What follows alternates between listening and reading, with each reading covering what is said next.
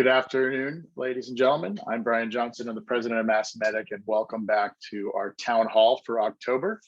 I'm very excited to have this program today because it involves some of our favorite folks that we work with on a regular basis. Our virtual town hall is a networking and discussion forum, and it is held on a monthly basis. And just want to make sure I don't do that. It's held on a monthly basis, and where we discuss hot topics and things that are of importance to our community. This program wouldn't be possible without the help of our sponsors. Specifically, we're going to go through some of all these great folks because they deserve it. We have NPR with us today as our sponsor. Thank you so much, Ryan, and your team. We have Boston Analytical, Toxicon, Zymedica, the Mullings Group, Greenlight Guru, QAD, and RQM Plus. All these firms are members of MassMEDIC. They're experts in their field. We love working with them, and they understand the importance of these regular meetings that we have where we can connect with the community and talk about things that matter to you.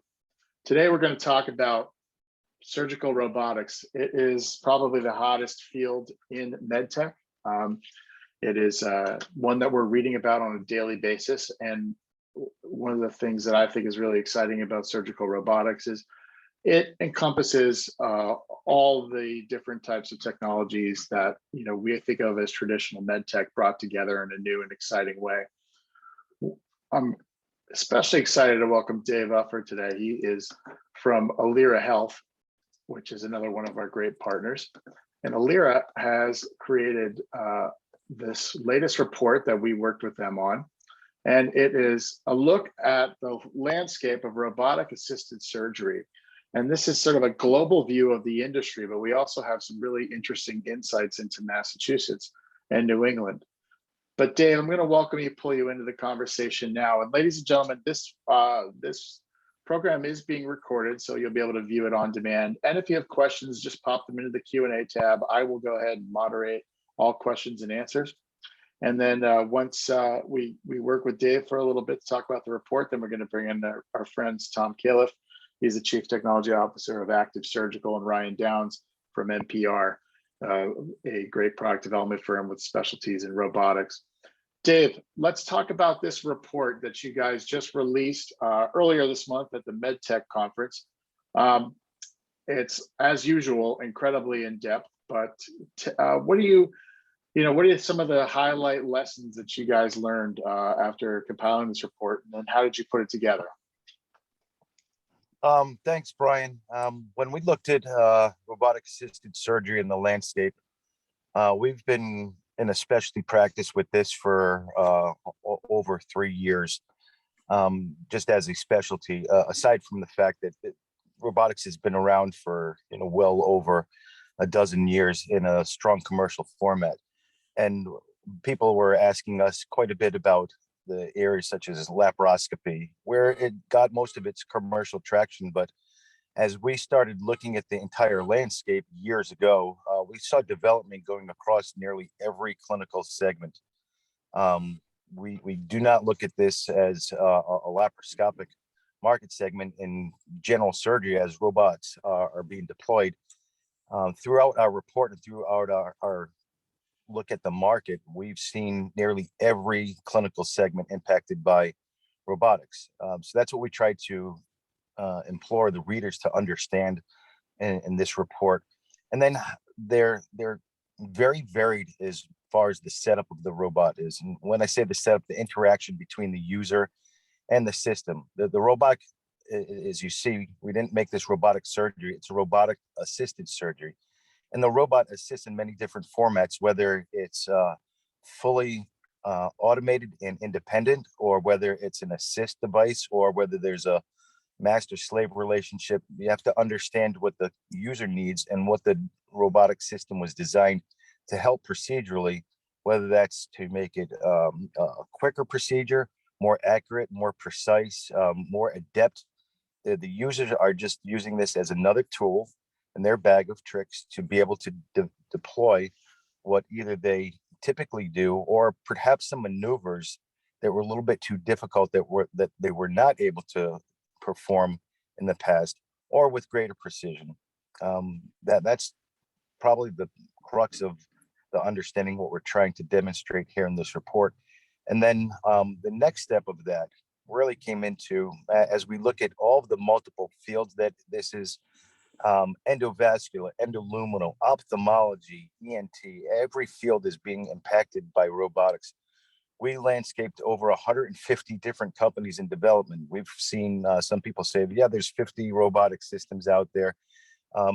Every week I wake up, there's another one being born, or we see another one out there in any geography of the world.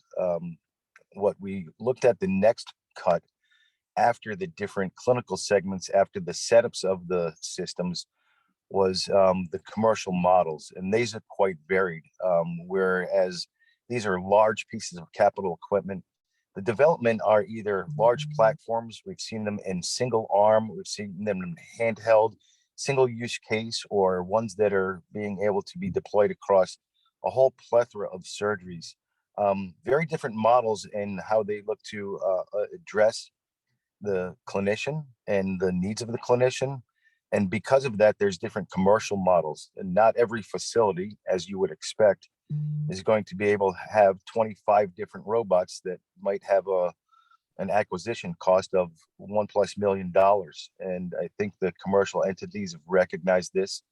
You have to look at the economics in which they can enter a facility and provide these systems. So let me pause there for a second and let you ask some questions, because I could go on this subject for a 3-hour seminar.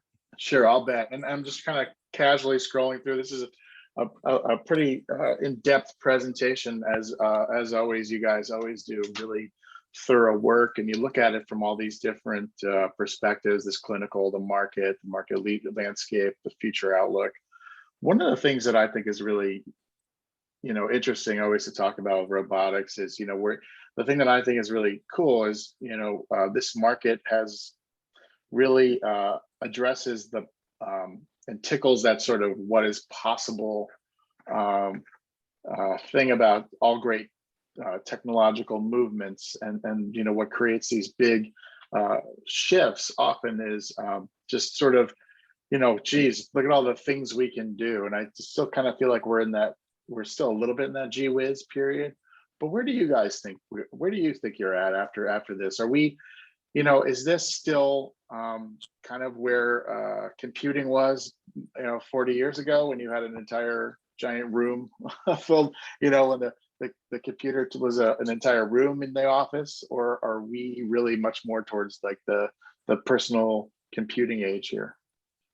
No, that's a great point, and I will give credit to the industry a lot in the development, that this was not built as an application looking for a home. I think it was very insightful, very foresightful in the development of these robotic systems to actually understand a clinical need or a procedural need. And I look at it differently. Look, there are many different outcomes and measures to look at what would be the success and use case for incorporating any of these robotics.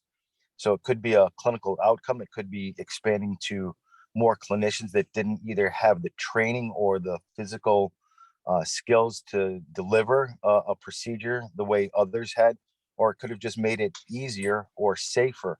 At the end of the day, to answer your question, I really do think these were built with a lot of foresight in, here's the use case and here's what the value proposition for that is going to be. Where I think we still have a lot of room for growth in that is understanding how to incorporate these in the greater process of perioperative care. So while the robotic systems are able to enable a particular maneuver or a procedure, what we look for, and hopefully in this coming year, we'll have a follow-on report on this, and it's not an advertisement for this.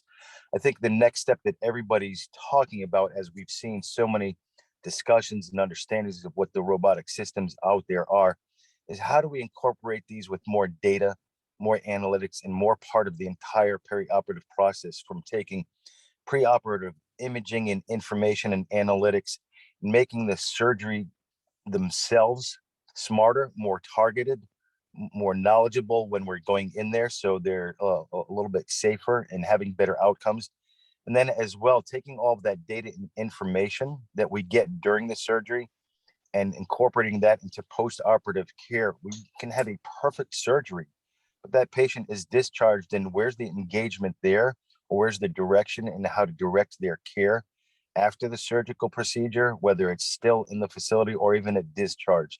And I think that's where the robotics now with information and when we get toward more digital surgery, that they're going to have to integrate within the rest of the systems that are providing data, as well as the data that they should be and are able to capture.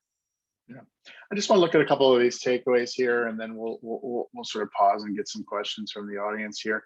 You know, so let's just first look at these growth numbers here. 20 billion by 2030. You know, you see that, to me, I guess, I mean, when you look at some of the numbers that some of the robotic companies throw out there, a $20 billion RAS market by 2030 seems a little thin, I guess, because some companies are projecting that, you know, they can sort of touch that near there by themselves, and the high cost of developing these programs. What, you know, when we look at overall robotic assisted surgery market, is this, do you guys think that this, so right now we're in a time where we see a lot of companies putting out surgical robots, you know, sort of a, you know, kind of an interesting race here. Is it going to be a market that's dominated by 2 or 3 players, or do you think it's going to be a market that's, you know, very diverse with a lot of different companies pounding it out?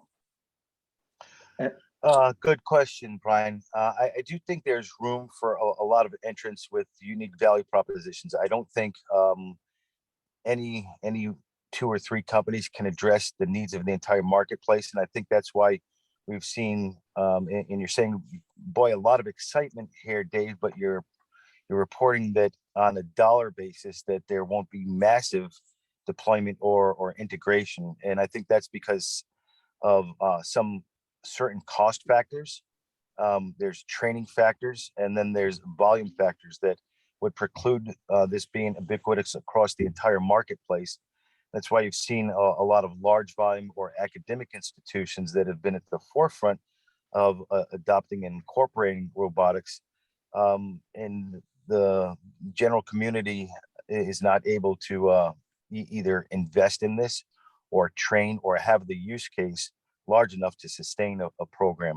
As we expand to more business models, whether they can be placed with lower technical requirements, more economic robotic systems, or in different commercial models, we've started to see that where some of the robots might be placed with agreements for the other components that are used, whether it's hardware or implantables. We do look at this as, you know, in the single digit adoption, and it has to expand with greater value as well. That's where I mentioned the digital components. As we get to better outcomes through incorporating all the data and the analytics and make this standardized, so physician A in Switzerland can do the same procedure as B in Chicago, because of the data, the analytics that they are able to incorporate. I think we'll see more proliferation in the market, but we need to take that next step. Yeah, and one of the questions that I'm always seeing, you know, get pounded back on the RAS market is not so much, you know, sort of the question of, is the surgery or surgical outcomes worth the higher cost of adoption? It seems like that is sort of where the clinical community pushback is right now. You know, I do see, you know, those are certainly interesting and tough headwinds they face, but you know, I would guess that the cost question kind of goes down as the innovations get smarter and better. But you know, is that still an area that you think, in terms of adoption, that sort of, yeah, it's great and it does this, but hey, a surgeon can do that too? And you know, is that still the main question of the current market that the industry has to get over? Yeah, look, I think from a market access standpoint, there's still research to be done. There's been a lot already, but try to equate somebody who's getting a radical prostatectomy and what's the cost of incontinence or PE. We have to look at these outcomes, and not everyone is purely on a clinical outcome, but they might be able to proliferate the market larger, where in a particular geography, I'm not able to access a clinician because of the skill level, and this allows them to offer that skill, or they might be able to do more procedures because it's less demanding of them. So I don't think we can just look at cost A versus cost B on a pure basis. These systems are going to be more expensive. We know that, but to do an open cholecystectomy back in the 70s and then into the 80s and 90s, to be able to do that laparoscopically, you don't have the cost of a trocar and all these other advanced tools.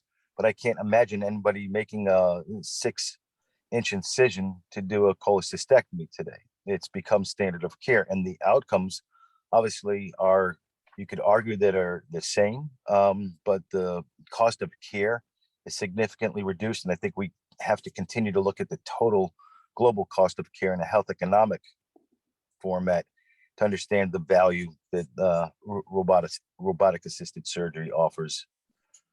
Absolutely. So and it's that's what I think is so neat about it is, we're talking about robotic assisted surgery, but we're also talking about this next level of evolution in minimally invasive surgery and laparoscopic procedures. So I mean, I think that's what some of the stuff that I find really really fun and interesting about it on a global basis.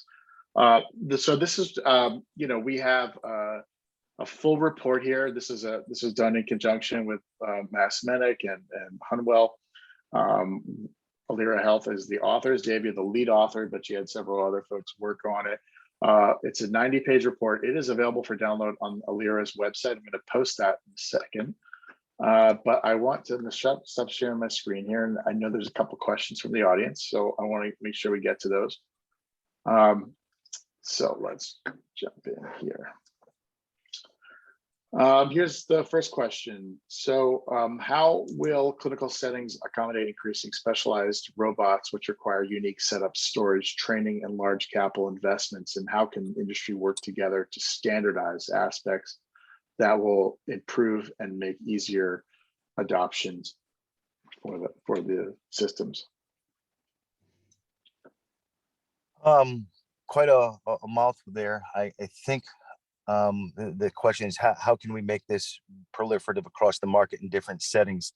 And I don't know if there's a standard answer for that. For example, I don't know if you're going to have an intuitive robotic system at an ambulatory surgery center. I don't know if those are amenable for that, but there will be different systems and different setups that will be appropriate for multiple different sites of service as the market responds. Look, we've seen quite a shift, and we've published on this as well, quite a shift in surgical cases based on economics, access to care, and reimbursement direction from the acute care facilities in a hospital OR to ASCs. And I think the systems that are being developed are recognizing that, and they'll have offerings there.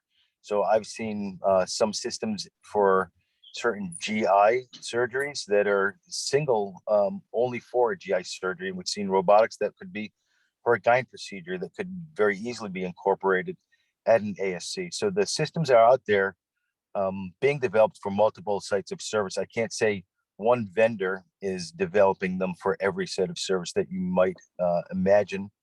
And I don't think they're going to be standardized there. So I think you have to recognize what's best suited for you as a user.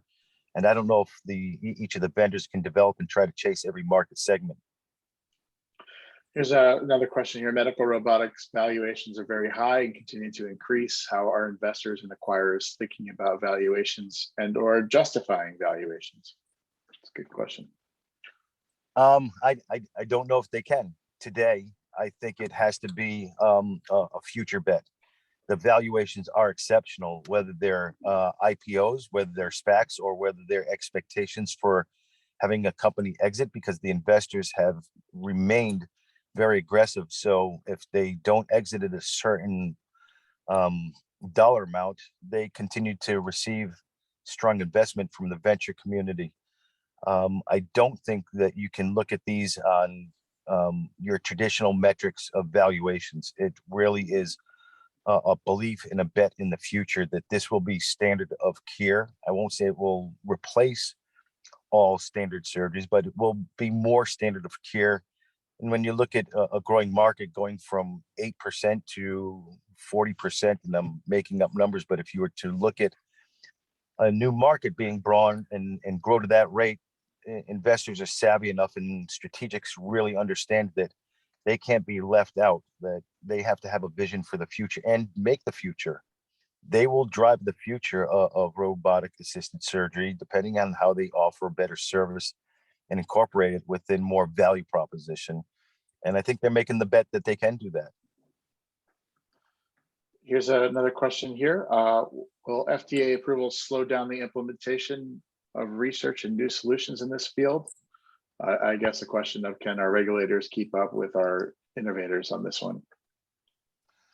I don't see why they cannot. I mean, they're set up to be able to get new innovations to market. I think, again, with whatever claims you're looking to make, we have to be able to sponsor the research, whether it's through a full clinical trial or post-market trials. If you're looking for new indications, it has to be demonstrated and the regulators respond to that. Great. Dave, thank you so much. I know you are, you get an MVP award for having a hustle. I know you were supposed to do this in another location. Thank you so much for being so flexible and jumping on and for doing this cold. I really appreciate it. What a great report. I just put a copy of a link in there. We can download the report. We'll also send it out. Again, you know, a lot of resources go into this report. So I want to really thank Alira Health for their work. And Dave, you can hang out. We're gonna transition into a bit of a panel here, if some questions come in from the chat, I'll make sure to funnel them through. But I just want to thank you and your team for all the great work you guys have done. Again, this is a free resource that's probably worth $10,000. So take advantage of this, and it's just one of the ways in which MassMEDIC and our partners are working together to make sure that we give you guys everything you need to make good business decisions and to keep up with the industry. So I'm going to bring in right now Ryan Downs from NPR and Tom Califf from Active Surgical. Gentlemen, sort of before we jump into this, why don't I give both of you a chance to just talk about, you know, what your companies do and how you engage in this sector, and if anything out of that last conversation kind of piqued any interesting thoughts in you. Sure. I'll go first. Ryan Downs, NPR Associates. I've been with the company 24 years. The company is focused on three things. Product development, solution development is one of them. We also do a lot in the strategy and strategy implementation of technology, you know, trying to make sure that you're designing the right things and building the right things for the right market need. And then on the back end, we focus on asset management and reliability. How do you keep existing things going for longer with changing regulatory requirements, changing technologies? So with respect to robotics, I think it's a great field. You likened it to the early computer age. I feel that's very much where we are. We're imagining great things, and one of the things that I think we're getting to is this point of commoditization, right? I think there are really great robotic platforms and technologies that have a very specific niche in the healthcare space, whether that's surgical robots or outside, you know, general healthcare related robotics. So, you know, our focus has been on making sure that we're designing the right solutions based on the right customer needs. And that tends to take more of a business-centric focus than a technology focus, right? What's the, based on your business case, your need, your solution that you need, what is really the right solution? And sometimes it's developing a robot from scratch, really something bespoke and custom to a unique application. And other times it's very much trying to understand what's unique about a solution, and what is commodity. What can you rely on existing infrastructure that other people have invested tremendous R&D into developing a reliable base product, and then figuring out how to incorporate that into your unique kind of solution. So I think that's kind of the next step in where robotics are going. Absolutely. And we're gonna dig in a little bit on some of these questions that companies are gonna continue to face as they design and develop robots, and how companies like yourselves help do that, and some of the questions around it. But I want to take a second here to make sure we give Tom a chance to talk a little bit about what you're doing at Active Surgical. I couldn't help but hear some. I just heard some of your tunes in Dave's discussion. I know Active is one of our really exciting members. You guys are, sort of in that cross between digital surgery and robotic surgery. Just let's give us an overview, so make sure everybody knows. Yeah, sure. Thanks, Brian, and Dave. Thanks for the and all of Valera Health for that report. I think it's having gone through it, really comprehensive and a lot of great insight there. To remind everybody of Active, we were initially founded off of Dr. Peter Kim's work that was centered around and published in Science around the first fully autonomous robotic surgery. The promise and thought that when you combine robotics with instrumentation, visualization, and intelligence, that the robot itself can perform some of the procedure as programmed, and by taking in that intelligence. And we really believe that robotic surgery is based on a number of pillars of surgical access, surgical instrumentation, and then surgical visualization and intelligence. And here at Active, while we're not necessarily focused on the surgical access or instrumentation, we are directly focused on surgical visualization and intelligence. Our platform currently is agnostic to platform, whether robotic, handheld, open, or the like.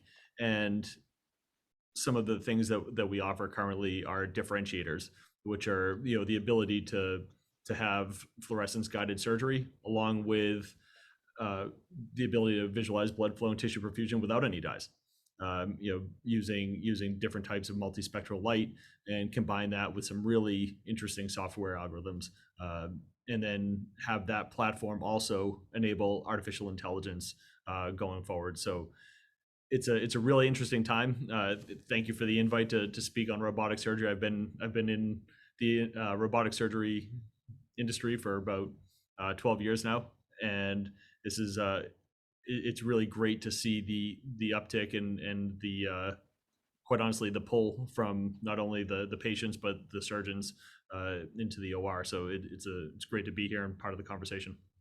So Tom, let's stick on you for a second, because I think what I think is very interesting about Active Surgical is that your company essentially starts with this incredible wow moment of autonomous suturing, right? I mean, and no doubt that's probably had to have piqued your interest. But as a business case, you guys were really smart. You knew that kind of jumping and trying to get to there was a tremendous business challenge that would take billions and billions of dollars in funding. And so you kind of looked at what you can, the capabilities that you could tackle today. Were you in on those conversations? And I guess it's sort of like, were you guys concerned about the Boston Dynamics moment, sort of? I mean, where you wow the hell out of everybody, but nobody knows exactly where it fits within the market or even society. I'll tell you. So yes, was definitely involved in those conversations. I joined Active as one of the founding members, employee number 2, and did a lot of the tech transfer out of Children's National Medical Center, where a lot of it was invented. And one of the things that becomes really clear when as a emerging company is focus. And you constantly look at the market that's changing, and Ryan said it, and Dave said it, touched on it also, is there's a number of players out there. You know, if there's 50 robotic surgery companies, why do you need to be number 51? Right? When you know, if we're looking at commoditized systems and arms, instruments, let's figure out where our differentiator is, and let's focus on that and bring that to the rest of the market. So quite honestly, the whole industry can get better, and that's where we focused. We knew that, I mean, we were using an off-the-shelf robotic arm, so we knew that that wasn't our core development piece. We were using off-the-shelf instruments to do it too, but where we were inventing was around the visualization and the intelligence, and really being able to guide not only robotics, but be able to help humans be a little more confident in their surgical approach. So when we decided to truly focus on the visualization, the surgical visualization aspect, it made all the sense in the world to our shareholders, our investors at the time, and the investors now, because we're launching a platform that can expand the capability for all surgical systems around the globe. That's really exciting to think about. And Ryan, I think he's kind of singing your tune there, right? Make versus buy, off the shelf. What you can do with, you know, tell us a little bit about what technologies that are really commoditized, and then how do you make that make versus buy distinction if you're trying to develop in this space? What do you guys talk to your clients about when they come to you with ideas like this? Yeah, I think Tom said it well. We start with really the business case. What is unique? You know, what is unique that one of our clients are bringing to the table?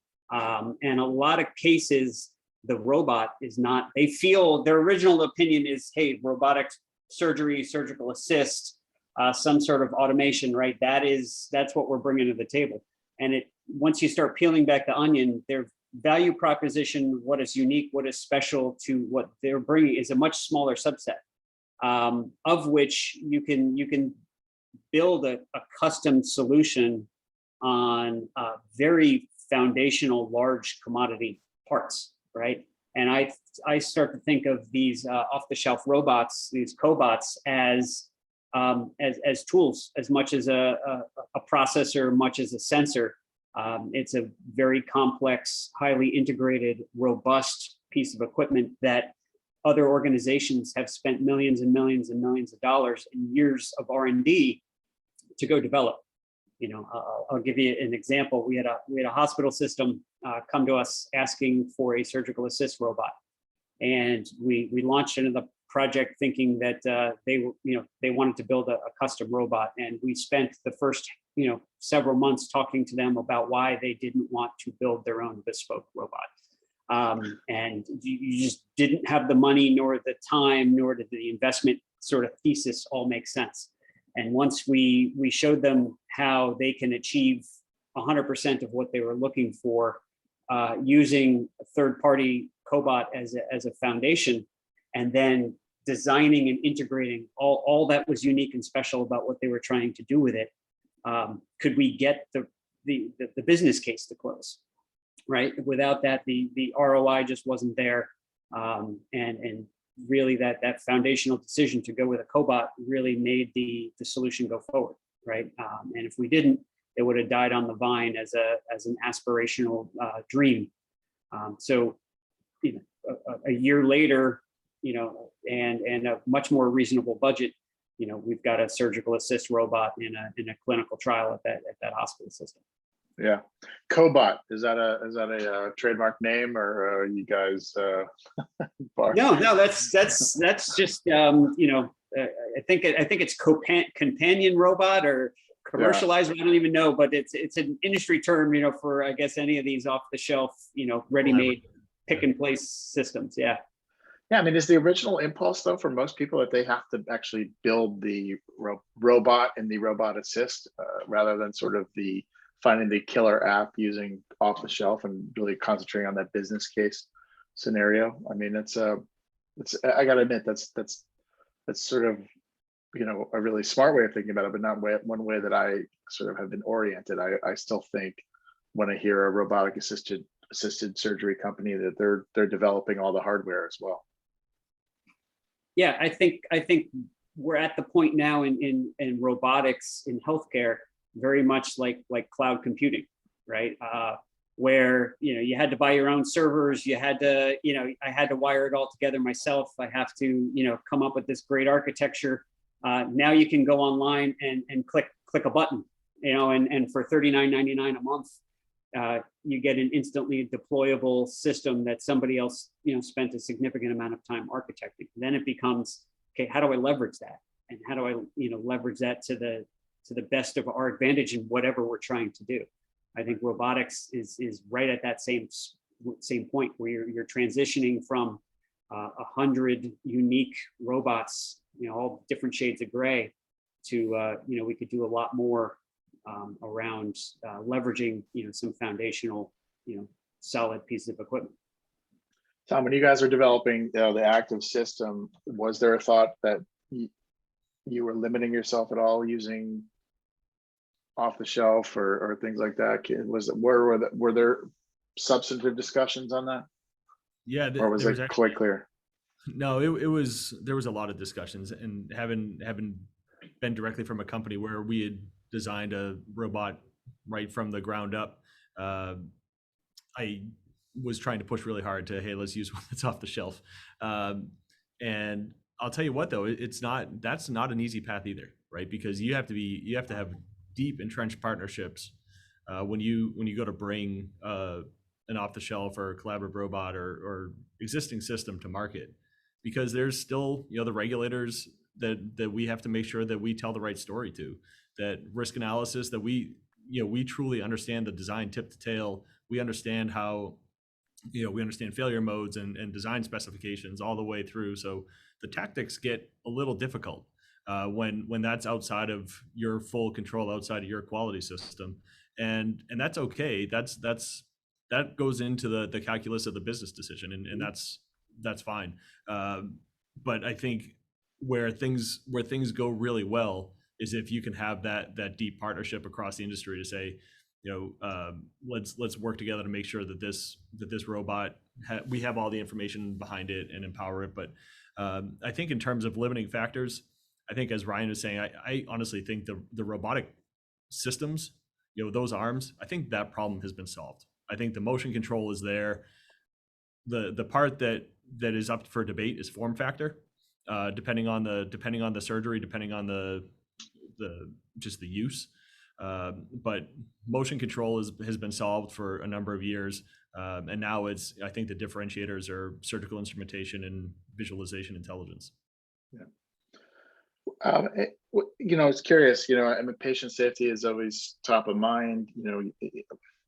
Is having a robot versus the surgeon's hands in there. I mean, do any of those patient safety risks or challenges get mitigated when you use a cobot type platform? Any discussion on that?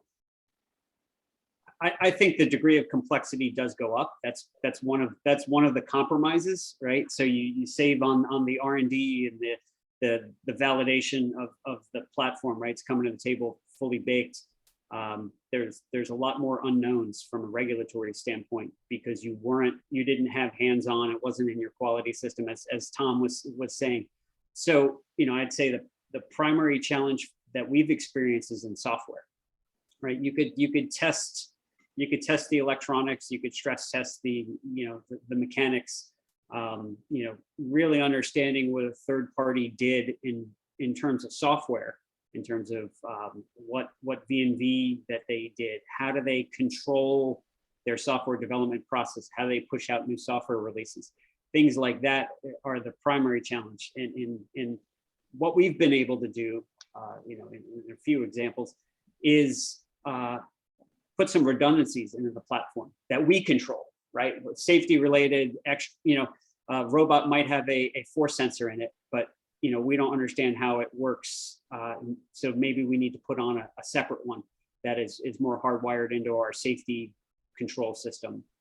So there's little checks and balances that you can do to mitigate some of the risks of going with a cobot that help you realize the benefits that they offer.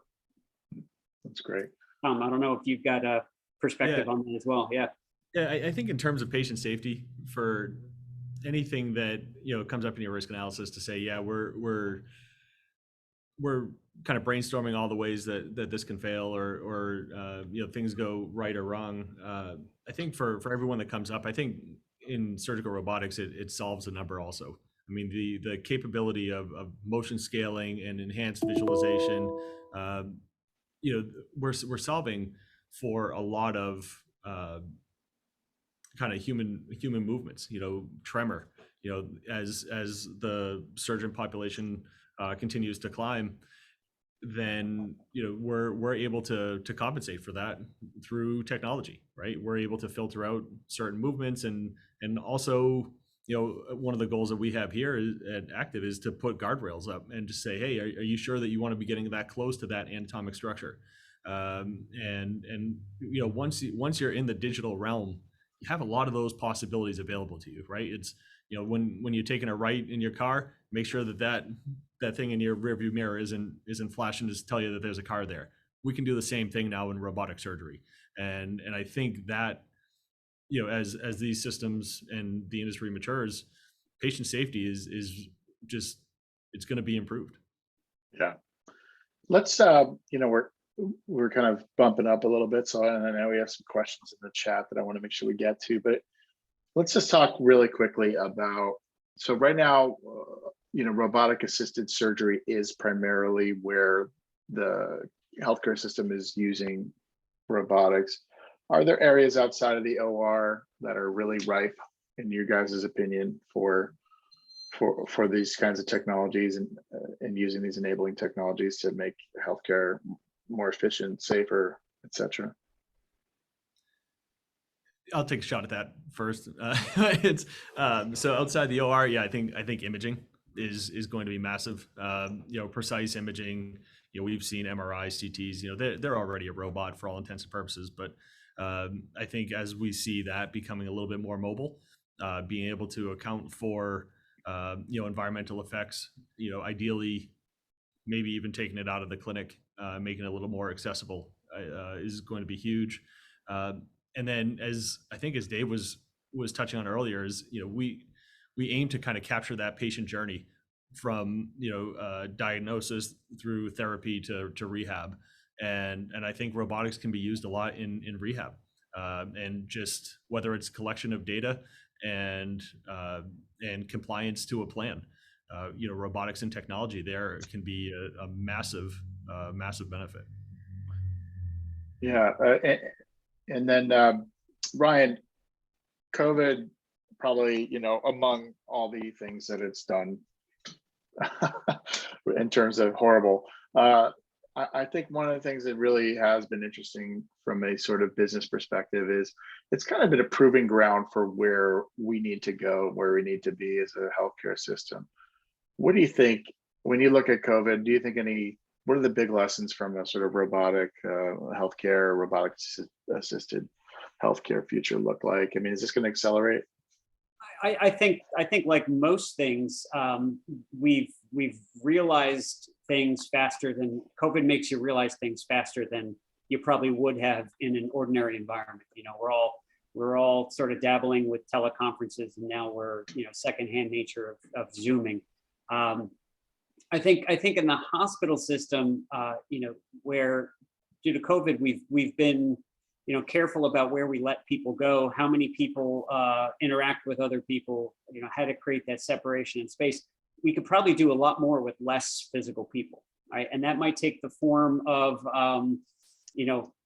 operations and supply chains within hospital systems, a little more automated warehouse management and supply chain, up to the floors, right? Things like that, where there's a lot more opportunity to in a labor constrained environment, do a lot more to do more with fewer people.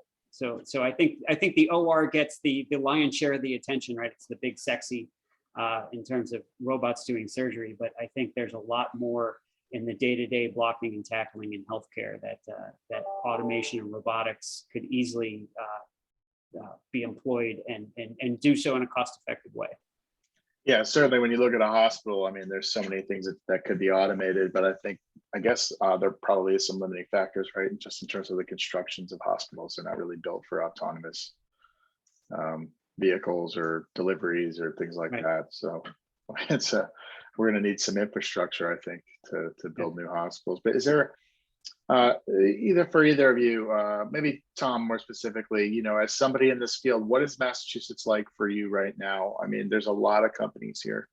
Are you getting a chance to engage and interact with your colleagues in state? Does it feel like we're sitting in a hotbed here? Because it does to me. Yeah, I think so.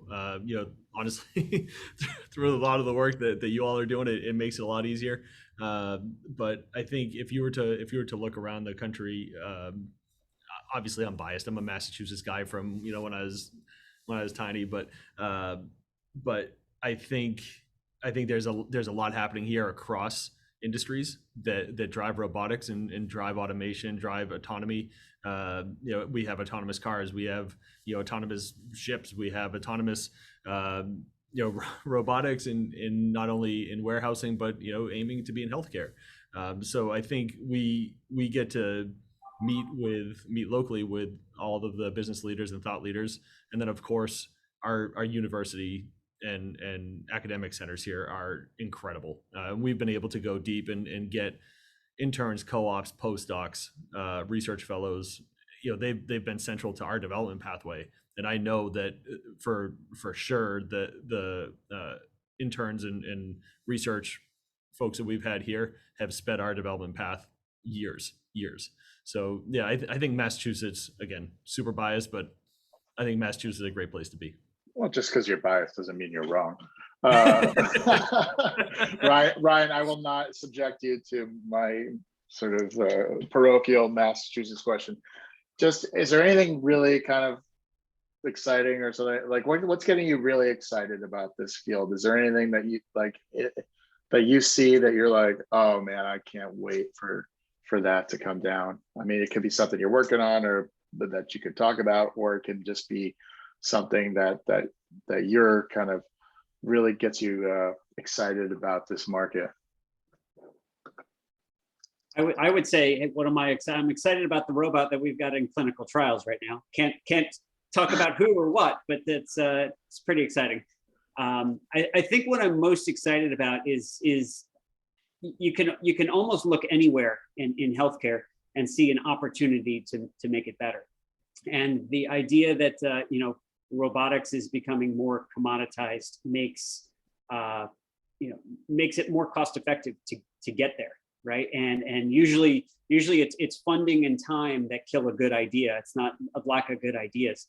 I think when you can pull robots off the shelf for, you know, very reasonable prices and do amazing things with them, that opens up the ROI on deploying new technology. So I just think more things are going to get out there quicker because the cost and ease in which we can develop them has gone down significantly. Yeah, it feels like that, doesn't it? It feels like we're about to hit one of these areas where we start really covering ground with each step that just kind of shoots this industry into a totally different realm, which is really exciting. Dave, I don't know if you're still there. There are a couple questions, but I'm going to just throw this out to the group. Just whoever wants to grab it, go ahead and grab it. One of the questions is, one of the problems for wide adoption may be the argument that it would be cheaper to give current surgeons more training. The training question, maybe Tom, you can grab this. Is training, or Ryan too, I mean, what is training surgeons how to use these technologies still a huge limiting factor? I think training surgeons to use robotics and advanced systems in general, whether it's robotics, whether it's a new scalpel, new energy device, is paramount, right? It's paramount to patient safety, and I think it's on the manufacturers to really reduce that training lift as much as possible. If the question is it better to train a surgeon than to invest in advanced technology?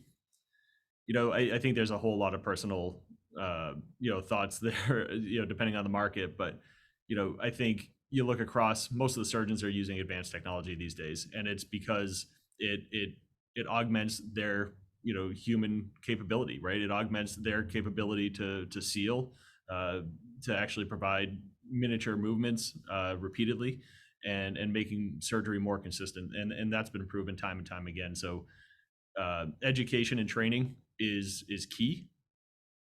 But I don't see why it can't be on the advanced devices that's going to be a force multiplier. Yeah, and I think too, just in our experience in this field, the younger surgeons just come out, perfectly well attuned to using controllers and robotics. Just the way technology is advanced as they were children. I think that's only going to just get that much easier and improve. Yeah, and especially the next generation grows up, familiar with VR and AR, and able to kind of work disassociated with their bodies for sure. Ryan, what are some of the breakthrough technologies like AI that will open up the market to wider adoption of robotics? Is there something that we're waiting in the wings on that's like evolutionary, or is it just gradual improvements like better video resolution, quicker time from visualization to action? For me, it's for machine learning, I think it's amassing the data that you need to be able to advance the technologies to turn around and get them deployed and make them useful. I think a lot of the ideas that we've seen are really hamstrung by, that'd be great, now we just need 1 million examples, right, to go learn from. So Tom, you're probably closer to that. Yeah. Is there technology you're waiting on, Tom? Yeah. I quite honestly, I think visualization has come up, great. We went from standard def to 1080 or 720 to 1080 to 4K to 8K in some cases in 8 years. So I think that is probably starting to hit its limit as to usefulness.